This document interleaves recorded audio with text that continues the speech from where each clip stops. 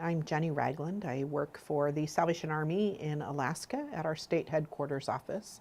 And my job title is Service Extension and Emergency Disaster Services Director. So my name is Bill Falsey. I was the Anchorage Municipal Manager and part of the response to the 2018 earthquake.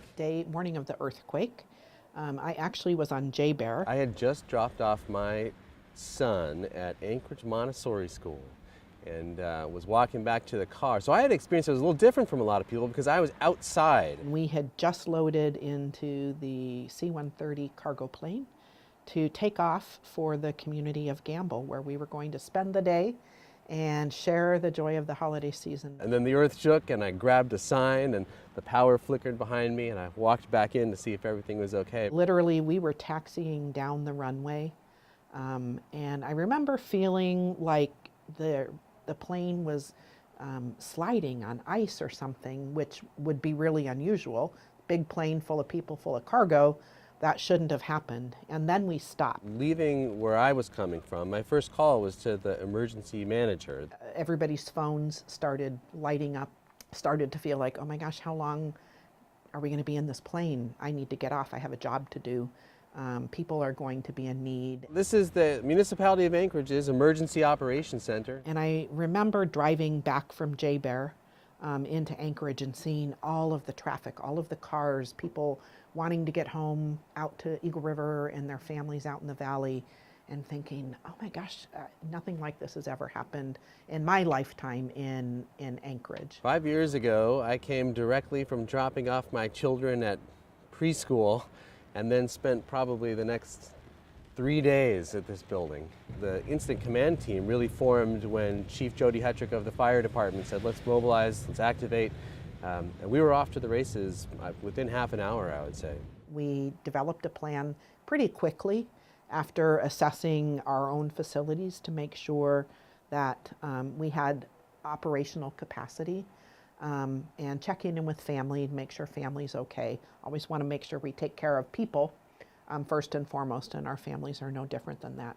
And then we got to work. I think we realized pretty quickly that Anchorage is something of an island, and so in terms of emergency response, which meant that the initial response was going to be one that we fielded, that the cavalry was going to take some time to get here if we needed to call the cavalry. There's a different feel when you are impacted and part of the disaster from when it's helping somebody else. So I think that was probably a really good takeaway lesson for me. We had more calls into 911 in the first 4 hours than we typically receive in an entire day. And by the time that first day was over, we had 2.5 times the calls that 911 usually receives. I don't know that any of us thought that by the end of the second day we would be saying the lights are generally on, communications are generally up, and you can drive from any point A to any other point B in town. So there was a lot of individual efforts that made for the whole thing to come together pretty seamlessly.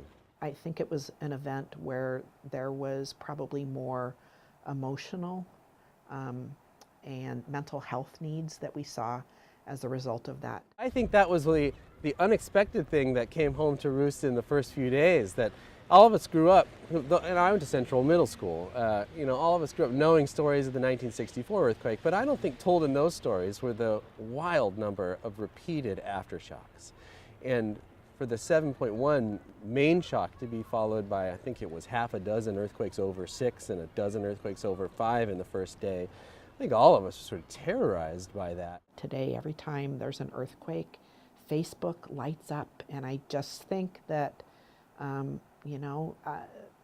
people who lived through the 1964 earthquake, it brought up a lot of old memories. It re-traumatized them from that experience, but now we have this whole new generation of Alaskans who have that same or similar experience. I think it reinforced to us the importance of preparedness and investing in the people, systems, and teams that we don't need often, but that we critically need when we do need them. I think it was a wake-up call for people to understand their responsibility for helping themselves be prepared. Make a plan, make sure your family knows what that is, practice your plan, because we don't know when there might be a need.